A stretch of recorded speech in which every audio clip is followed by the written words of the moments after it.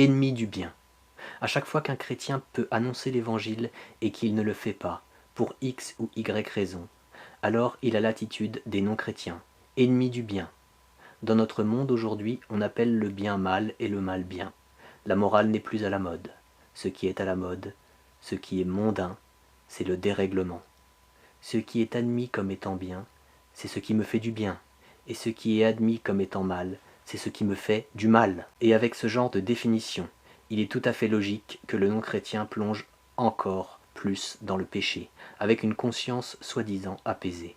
Ce concept a envahi les églises, et c'est un frein à l'annonce de l'évangile. Prêcher l'évangile met le chrétien dans une position charnellement et mondainement inconfortable. Dire la vérité dans ce monde de péché est particulièrement inconfortable.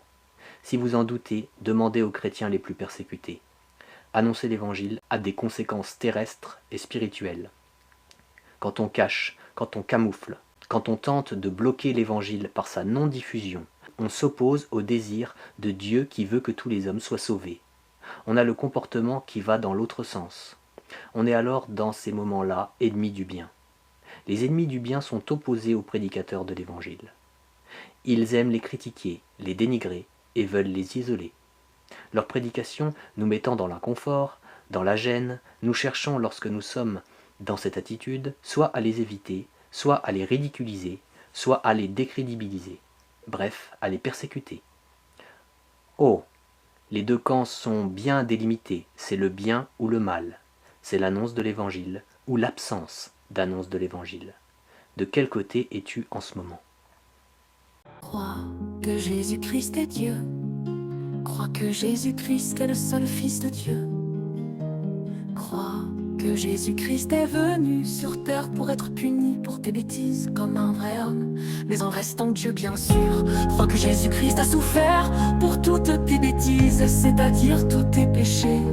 Crois que Jésus-Christ est mort sur la croix pour tous tes péchés. Crois que Jésus-Christ a été mis dans un tombeau une fois qu'il était mort évidemment. Crois que Jésus a pris la punition de Dieu à ta place pour tous tes péchés. Crois que ta punition éternelle a été payée par Jésus. Cette punition éternelle sera un endroit où les méchants souffriront beaucoup, sans arrêt et pour toujours. Dieu les punira de cette manière, ce lieu s'appelle l'enfer. Mais toi, crois que Jésus a été puni pour toi. Crois que Dieu a ressuscité Jésus-Christ le troisième jour, et que Jésus est vivant pour toujours. Crois que Jésus-Christ est victorieux sur la mort, sur le monde, sur le diable, sur le mal. Parle à Dieu en le priant et dis-lui tout le mal que tu as fait, car tes péchés lui ont fait du mal. Demande pardon à Dieu pour toutes tes bêtises, c'est-à-dire tous tes péchés. À la fin de ta vie, si bien sûr tu as cru en Jésus-Christ et que tu as demandé pardon à Dieu pour tes bêtises, tu iras au paradis et pour l'éternité tu n'auras plus jamais mal. Tu vivras toujours pour la gloire de Dieu. Le sens de la vie, c'est de vivre pour la gloire de Dieu. Chaque jour, donc aime Dieu, vis pour la gloire de Dieu. Aime les autres et déteste le mal, le mensonge, la méchanceté, et fais confiance à Dieu. Dieu t'aime beaucoup.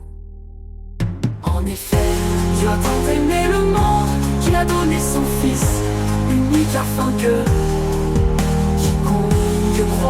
croit en lui ne périsse pas, mais ait la vie éternelle. En effet, Dieu a tant aimé le monde qu'il a donné son Fils unique afin que quiconque croit en lui